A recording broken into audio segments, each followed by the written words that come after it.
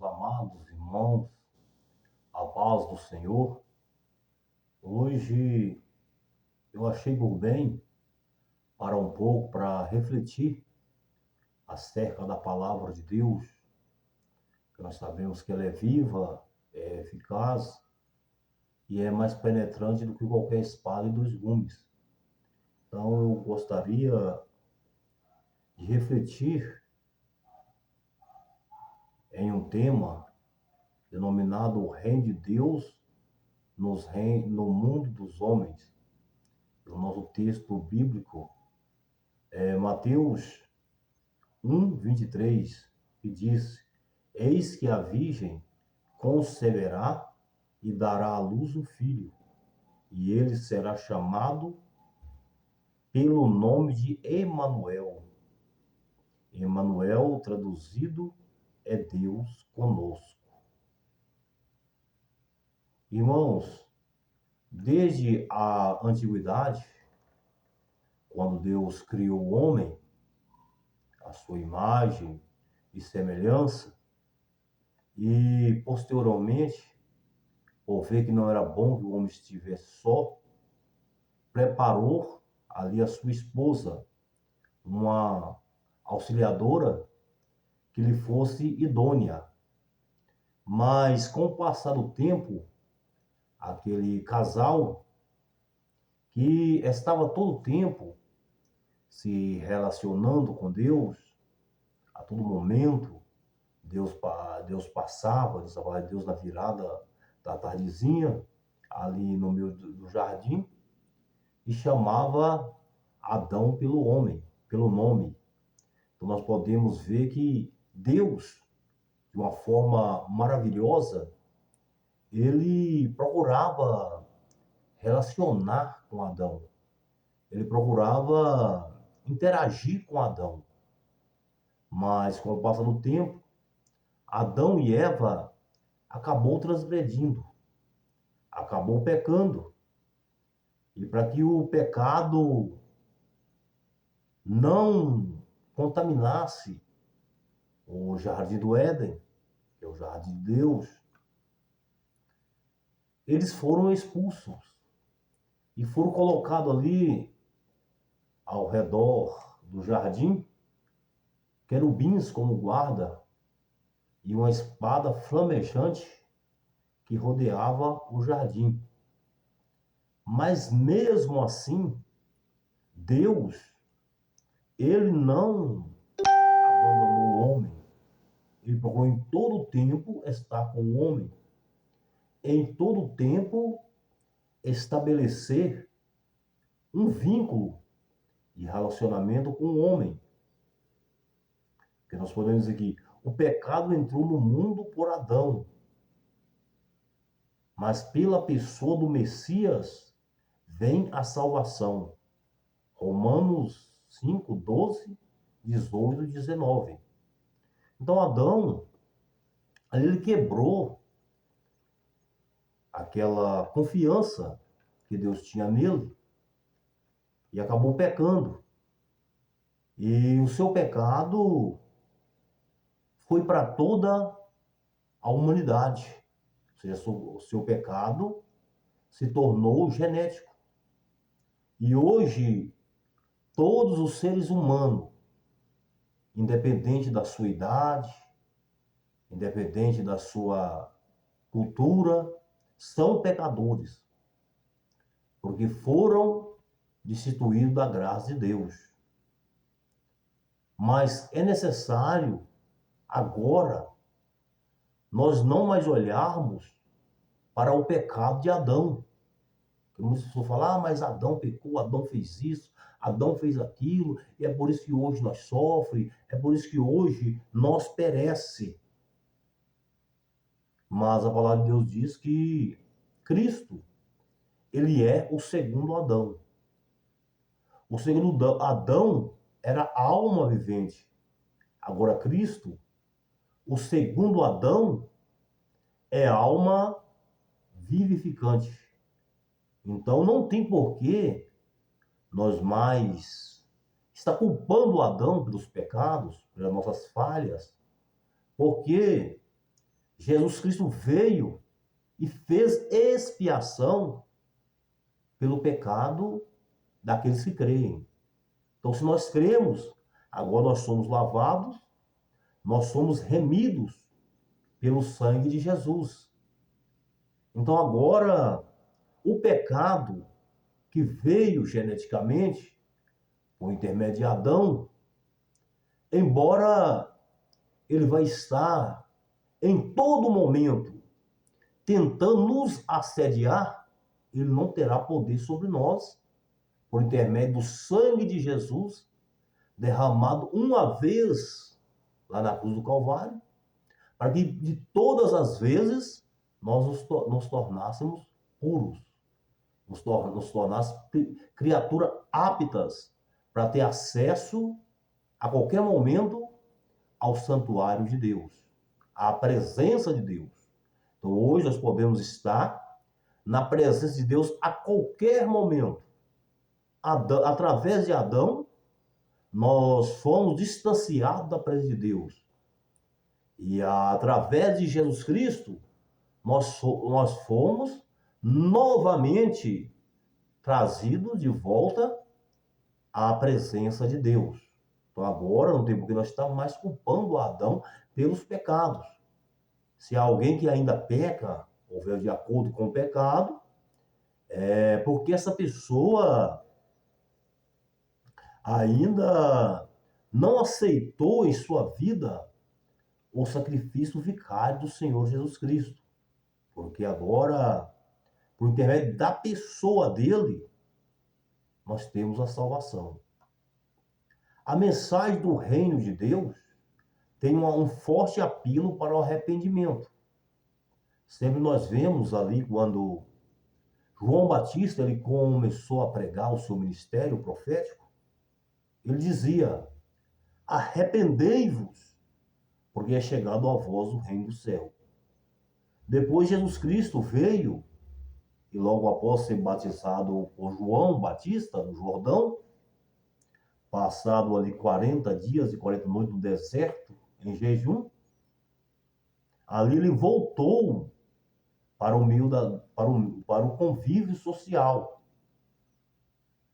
E ali, através desse convívio social, ele começou também a apregoar o reino de Deus. E sempre com as mesmas palavras: arrependei-vos, porque é chegado a vós o reino dos céus. E depois, Jesus escolheu os seus discípulos, 12 discípulos, depois mais na frente, mais 70 discípulos, algumas versões vão dizer 72 discípulos, e enviaram dizendo: ide e pregai, dizendo: arrependei-vos, porque é chegado a vós o reino dos céus. Então nós podemos deduzir que o reino do céu já está entre nós. Porque o próprio Jesus disse que o reino do céu, ele não viria de forma aparente. O reino do céu está dentro de nós.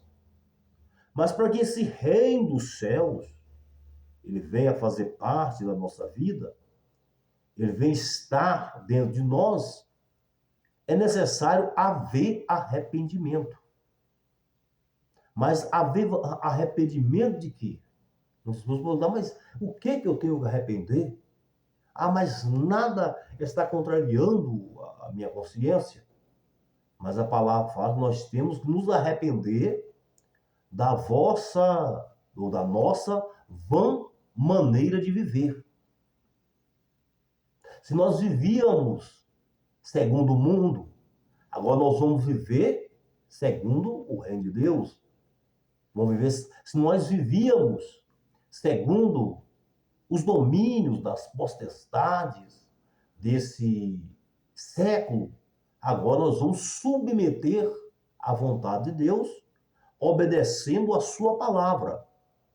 E assim, nós iremos ser contados definitivamente como verdadeiro cidadão dos céus. A pessoa quando nasce, a criança, ela é registrada. Hoje é tirado até mesmo o CPF e identidade, e logo em seguida aquela criança é registrada no cartório.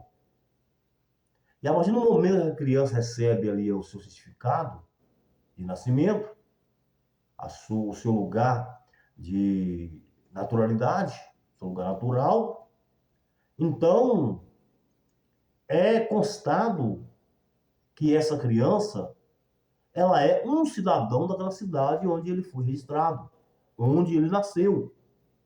E assim, quando nós nascemos de novo, por intermédio do arrependimento, o nosso nome é escrito no livro da vida. E a partir daquele momento, nós passamos a ser cidadãos dos céus. Apesar que nós podemos declarar que nós temos dupla cidadania, por enquanto. Vai haver um momento que a nossa cidadania será apenas a cidadania celeste. Mas, por enquanto, nós temos a cidadania celeste e a cidadania terrena.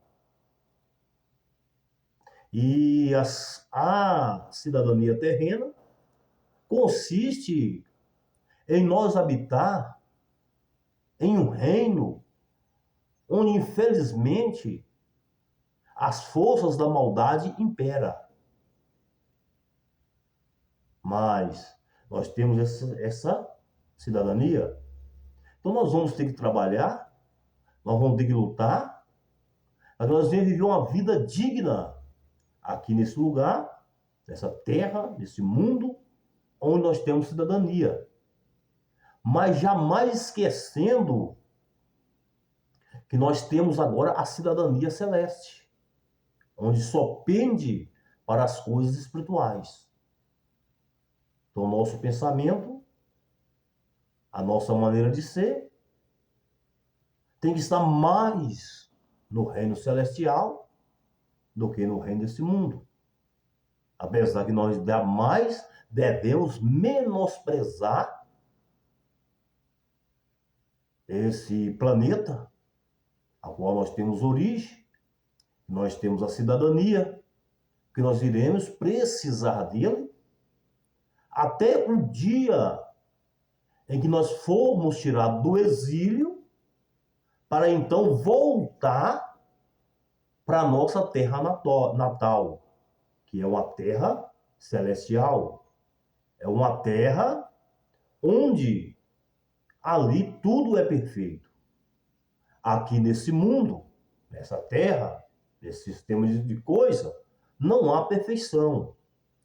Todas as coisas são corruptíveis. Ou seja, se destrói, se dissolve com o tempo. Mas já no reino dos céus, as coisas permanecem desde o princípio até o fim. Ou seja, não há mudança. Por isso se diz que Deus é o mesmo ontem, hoje e será eternamente. Mas que nós venhamos ter essa cidadania celeste, é necessário, primeiramente, que nós nos arrependemos de viver mais a cidadania desse mundo do que a cidadania dos céus. Os filhos de Deus devem expressar os valores cristãos no dia a dia. Então, como súditos de um reino, de uma nação, que agora nós havemos pela fé, mas haverá um dia em que nós haveremos face a face, veremos com os nossos olhos.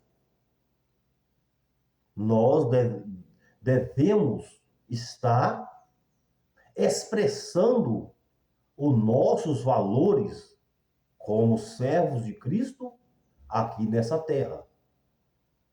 Até mesmo nós conhecemos da nossa cultura, da cultura não somente do país que nós vivemos, mas conhecemos a cultura de vários países.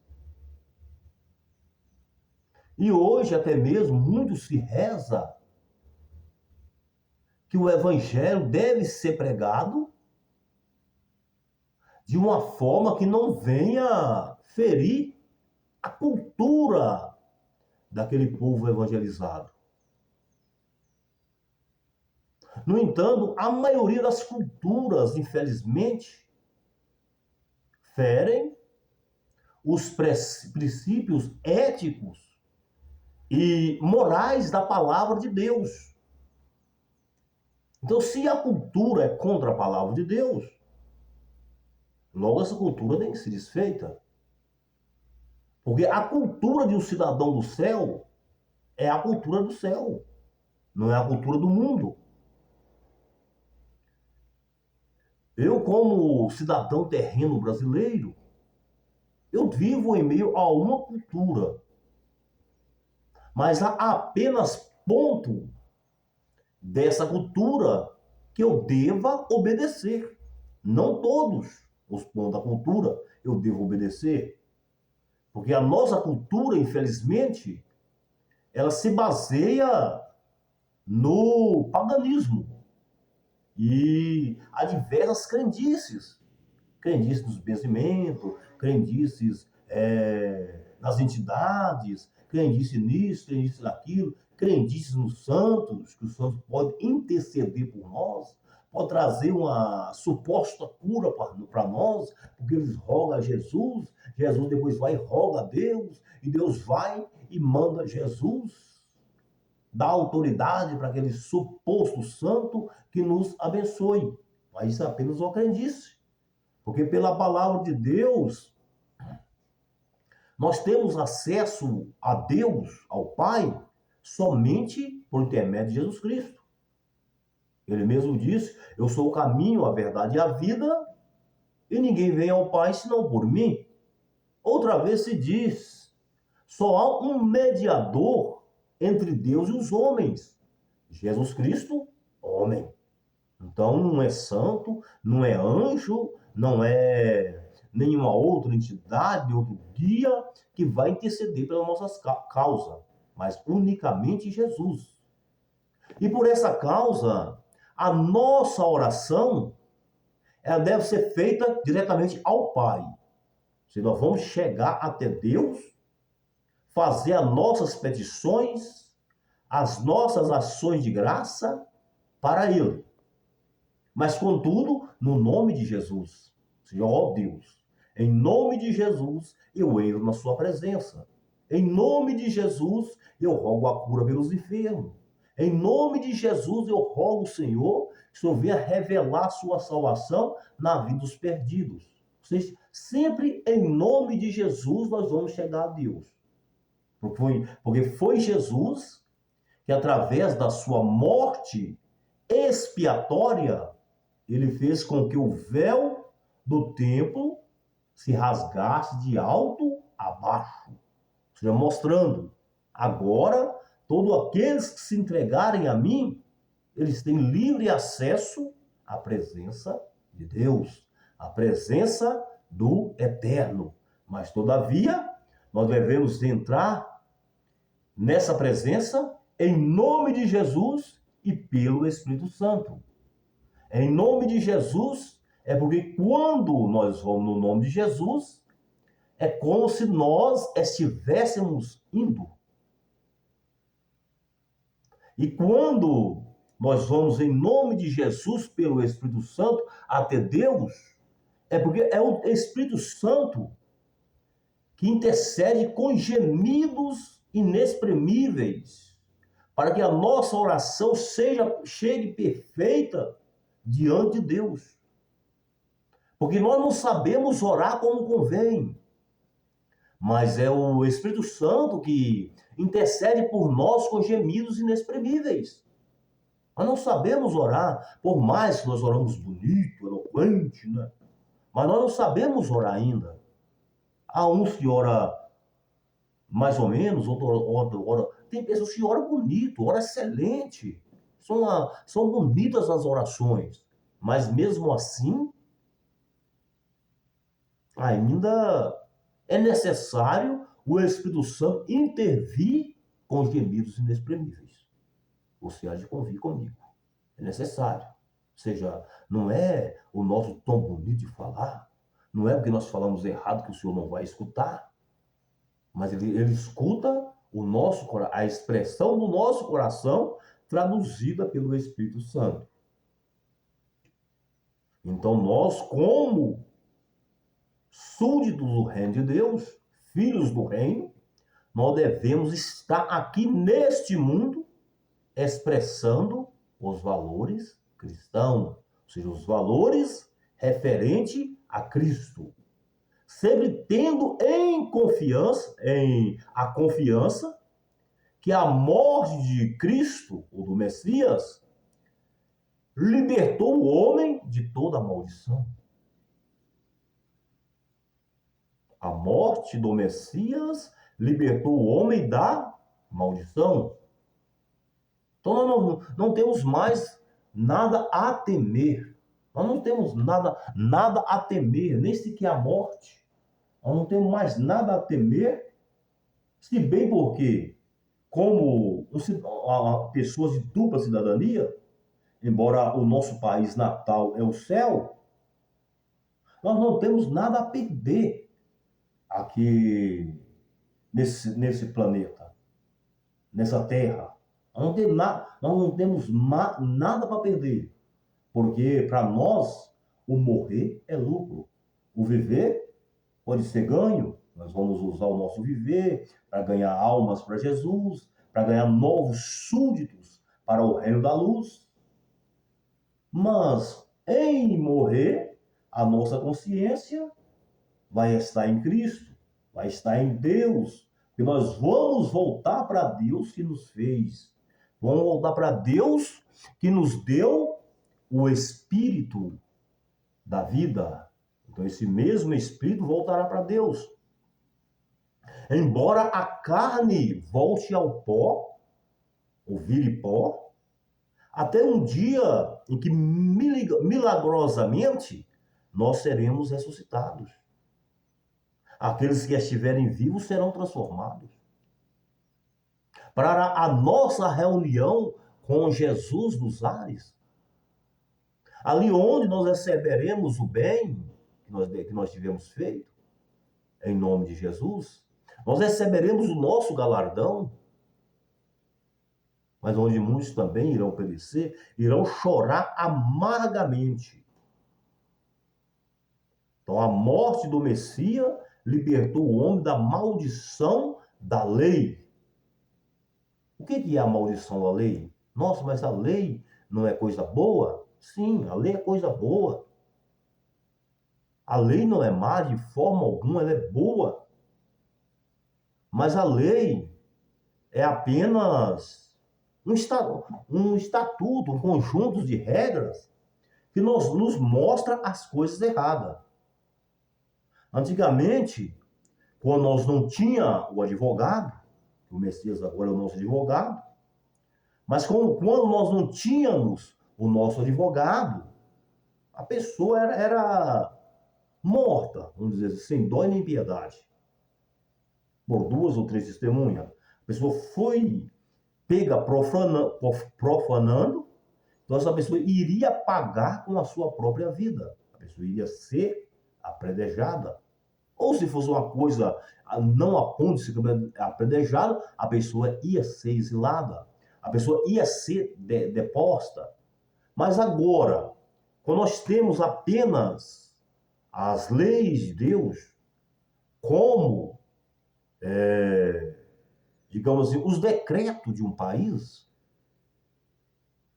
nós estamos sujeitos a contrariar algum desses pontos. Bem-aventurados se nós jamais contrariarmos. Mas se caso nós contrariarmos algum desses pontos, nós temos agora um advogado que advoga a nossa causa. Então a culpa não permanece conosco. Isso é o que nós podemos dizer ou chamar de a ação da graça. Porque a graça, a lei veio, mostra, ó, não adulterarás, não roubarás, não furtarás, não assassinarás, não dirá falso testemunho, honra o teu pai e tua mãe. Se nós quebrarmos um desses mandamentos, e se nós quebrarmos um desses mandamentos e não buscar pelo advogado, nós vamos perecer no nosso pecado. Mas se nós procurarmos pelo advogado que revoga a nossa causa, nós seremos absolvidos. Porque a lei foi feita para apontar o pecado, para condenar o pecador. Mas o sacrifício de Jesus na cruz do Calvário trouxe-nos a graça para que nós pudéssemos recorrer quando nós praticamos alguma coisa que deturpou com aquela lei. Nós podemos agora recorrer e alcançar o nosso perdão. A remissão dos pecados é para louvor da glória de Deus. Então Deus, meus amados, Ele nos liberta do pecado é para louvar o seu nome. Puro. Nós devemos ser puros. Santos. Nós devemos ser santos. Os outros me falam, mas ninguém é santo. E eu posso explicar aqui, até alguns pontos, que vai apontar onde nós somos santos e onde nós não somos santos. Primeiramente, santo com puros, sem pecado, sem mancha. Isso aí nós não somos, porque isso aí é só Deus. Ou seja, só Deus é santo. E a palavra de Deus está recheada de passagens que fala, só Deus é santo, só Deus habita em um inacessível lugar. Então ele está falando da pureza, da santidade de Deus. E essa pureza nós não temos. Outro ponto, quando nós podemos dizer que somos santos, porque agora nós somos separados de um mundo de horror, de um mundo de perdição, para chegar à salvação. Se nós fomos escolhidos por Deus. Então, como escolhido, nesse ponto aqui nós vamos falar, podemos sim falar, eu sou santo, sem incorrer no erro de estar se ensoberbecendo. Se nós falarmos que nós somos puros, aí nós já estamos sendo santarrões. Mas se nós falar que somos santos porque somos separados, aí nós estamos falando a verdade. Somos santos porque nós fomos separados. Fomos chamados de um mundo de horror, de um mundo de perdição, para um mundo de luz, para um mundo de pureza. Então, nisso, nós devemos perseverar, buscando a santidade do Senhor. É aqui que diz, aquele que é santo, santifique-se mais ainda. Apesar que a Bíblia também fala, aquele que é puro, purifique-se mais ainda. Então, se nós somos separados, vamos separar cada vez mais ainda. Vamos distanciar das coisas que é concernente a esse mundo cada dia mais ainda. Se nós já estamos provando a pureza de Deus em nossa vida, agora é apenas fragmento de pureza, né? Porque o ser puro na totalidade é Ele. Então agora nós vamos procurar purificar ainda mais a nossa consciência. Para que nós venhamos ser chamados de filhos do Deus vivo. Por intermédio da adoção do Espírito Santo, que clama no nosso ser, meu Pai. Ou na Bíblia, Abá, Pai. Os que não obedecem o evangelho estão debaixo de maldição. Aqueles que não seguem o evangelho, aqueles que estão deturpando o evangelho, coisa que poderia ser muitas vezes até impossível, né? Mas infelizmente não é. Só pode mudar palavras, pode mudar textos.